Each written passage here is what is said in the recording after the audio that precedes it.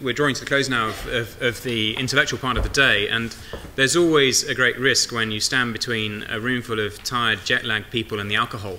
And then the food. We're going to try. This session is very much about, I think, trying to sort of mutually. If you see anyone sort of nodding off next, you just nudge them really hard and ask them what time zone they're in and what their name is, and ask them for their PIN number at the same time. I think. Some of you may not have seen me yet. My name's William Perrin. I'm married to Fran, who has been the driving force behind getting this event together today. And this is what we've called in the schedule a kind of a takeaway panel. You know, what are the messages we can all take away from today to inform our future work, whether it's as practitioners or as donors or philanthropists. And I'm going to report back, and each of our illustrious panelists will. You are illustrious. You are illustrious panelists. Yes.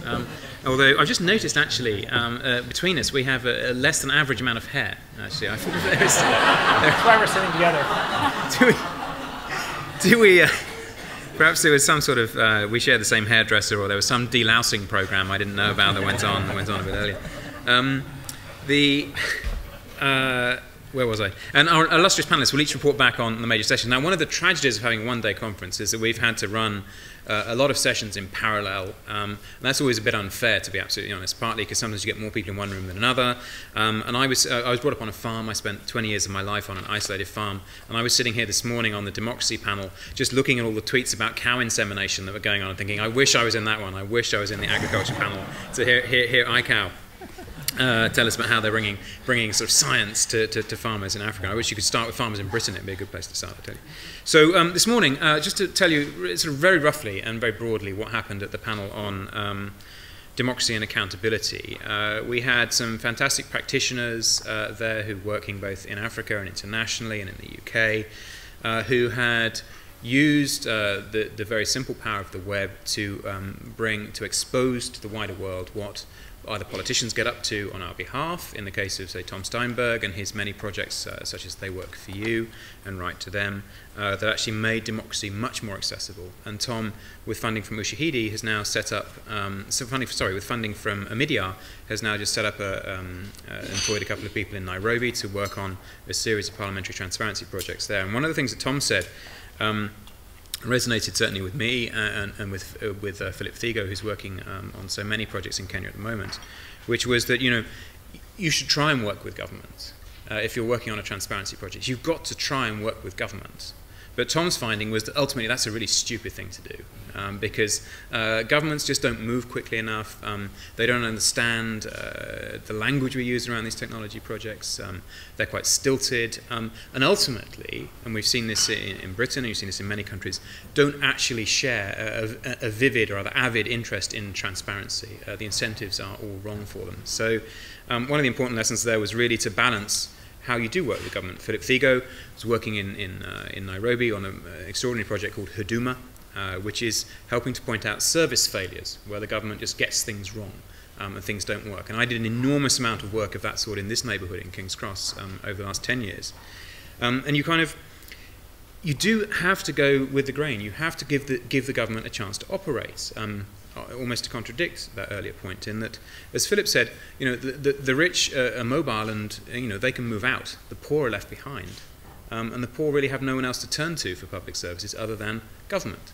So if we just say that, well, we reveal that government is, when we take away the layers of opacity and we reveal the fact that government is actually a bit rubbish, we can't just kind of shrug our shoulders and walk away from that, because they're responsible for keeping essentially alive millions and millions and millions of people through delivery of healthcare, delivery of basic utilities in many cases, and delivery of food programs.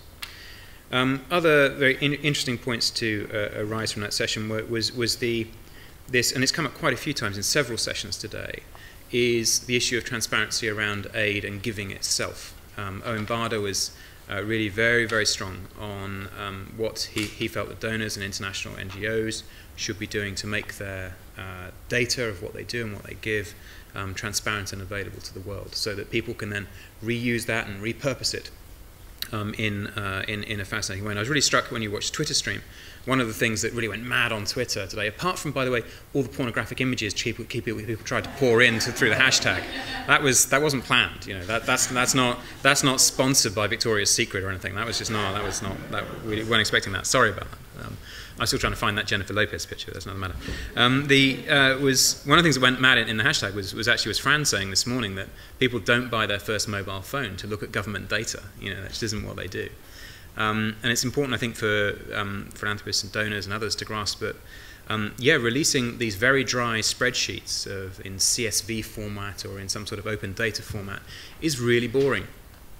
You look at it, and if you were to take it to your board, to your founders, and say, yeah, we've got to do this thing, they would look at it and say, well, who the hell's interested in that? You know, it's as dry as ditch water. It's about as interesting as the raw data going into the accounting system to produce our annual report. And that isn't the point, really. You know, the point is that people, and Martin Tisney's made this point a couple of times, other people will reuse that information on the internet to actually create a new and vivid picture of what your philanthropic activities have achieved, and be able to relate that to what people want to see on the ground.